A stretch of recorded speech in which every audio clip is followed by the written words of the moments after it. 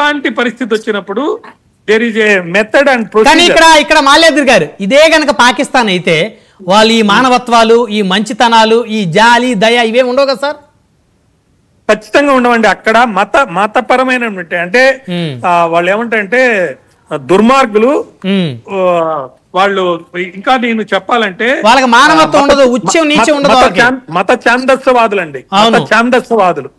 వాళ్ళు ఏ ఎక్స్ట్రీమ్ కైనా ఏ లెవెల్ కైనా వెళ్ళి చేస్తారండి. ఇంతెందుకండి, ఎవరండి మనకు హిస్టరీ చూస్తే మనం 68లో ఒకసారి ఇందిరాగాంధీ ఉన్నప్పుడు, 71లో ఒకసారి ఉన్నప్పుడు ఖచ్చితంగా మనం గెలవడం జరిగింది.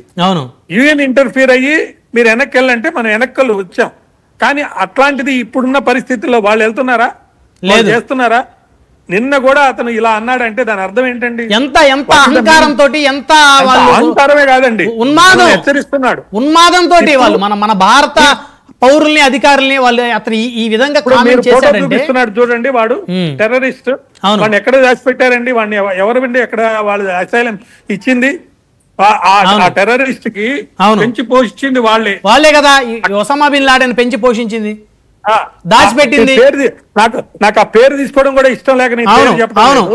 మరి అటువంటి వ్యక్తిని దారుణంగా ఫ్లైట్స్ లో వెళ్ళి అటాక్ చేసేటువంటి వాళ్ళు ఉన్నప్పుడు ఒక్క విషయం మాల్యాద్రి గారు, మరి అలాంటప్పుడు ఇందాక బషీర్ అహ్మద్ గారు చెప్తున్నారు కదా, నాకు పాకిస్తాన్, భారతదేశం రెండు ఒకటే అని ట్రంప్ గారు అన్నారని, అంటే రెండు కళ్ళు అని ఆయన ఉద్దేశం. మరి ఇలాంటి ఉన్మాదిని మరి పాకిస్తాన్ లో దాచిపెట్టినప్పుడు, వాళ్ళు షెల్టర్ కల్పించినప్పుడు ఆ ట్రంప్ గారు మాట్లాడడం కూడా తప్పు కదా? అలాగా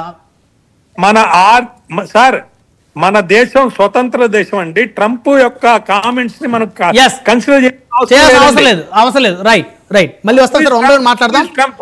మరొక్క మాట అండి, ఒక్క మాట చివరిగా, అన్ని రాజకీయ పక్షాలు